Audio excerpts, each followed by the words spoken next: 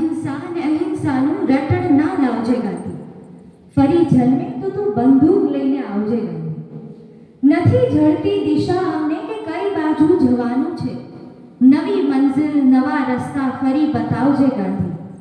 વટાવીને ફરે છે ઠાઠથી તારા અસૂલોને, નપાવટ લોકોના એ ટોળાને તતડાવજે ગાંધી. તમાચો એક ગાલે જો પડે બીજો ધરી દેવો, પડે જો બંને ગાલે તો પછી ફફડાવજે ગાંધી. ભજન વૈષ્ણવ જન તો એને કહીએ ના હવે ચાલે, નવી પેઢીના લોકોને નવીન ગવડાવજે ગાંધી. નથી ફરતા પરત જે જાય છે દુનિયાને છોડીને, નથી ફરતા પરત જે દુનિયાને જાય છે છોડીને. હકીકત છે છતાં જો શક્ય હોય તો આવજે ગાંધી. નમસ્તે. આજનો મારો વિષય છે ગાંધી હજી જીવે છે.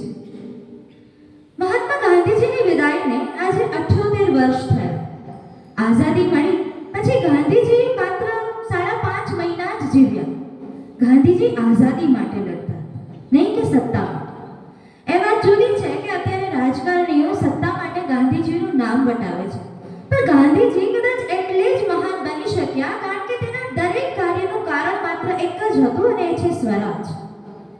ગાંધીજી વગરના 7.5 દાયકા દેશ જોઈ ચૂક્યો છે.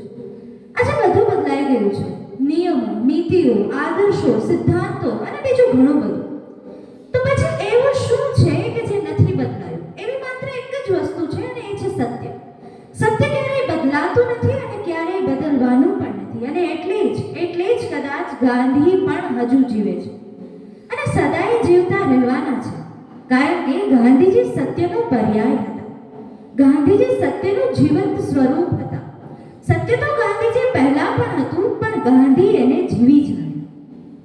ખુદ ગાંધીજીએ જ એકવાર કહ્યું હતું કે મારે કંઈ નવું કહેવાનું નથી. સત્ય અને અહિંસા તો આદિ અનાદિકાળથી ચાલ્યા જ આવે છે.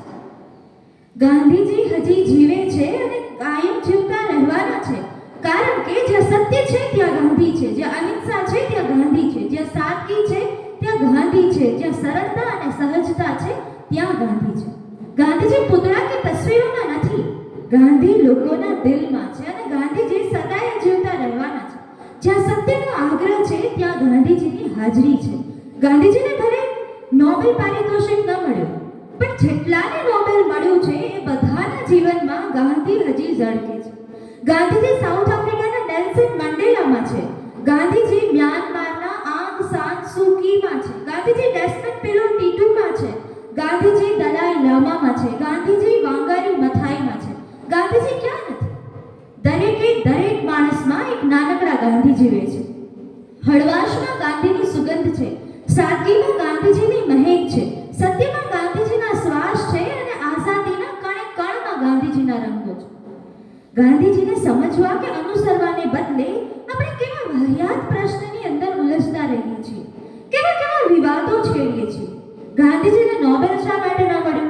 ગાંધીજીને રાષ્ટ્રપિતાનો દરજ્જો કોણે આપ્યો? દરેક ચલણી નોટમાં માત્ર ગાંધીજીની તસવીર શા માટે? જે કોઈ વાતમાં જ નતા માનતા એના માટે આપણે વિવાદો છેડીએ છીએ.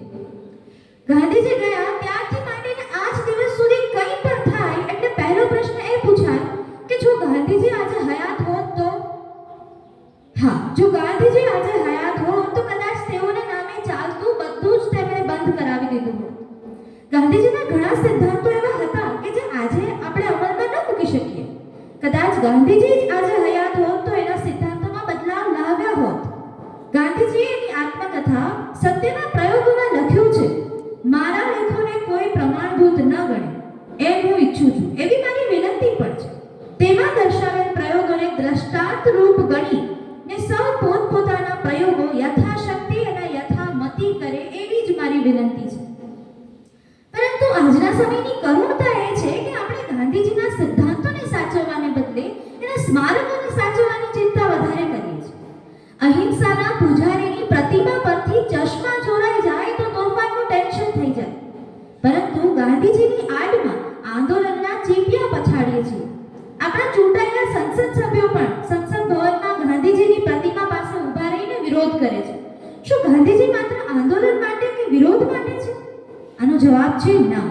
ગાંધીજી જિંદગી માટે છે, ગાંધીજી પ્રેમ માટે માટે છે, ગાંધીજી સુખ માટે છે. આપણે તો ગાંધીજીના સિદ્ધાંતોને કદાચ સમજ્યા જ નથી. સાદગી અને અહિંસા અને આજના જમાનામાં ઓ માય ગોડ શક્ય જ નથી.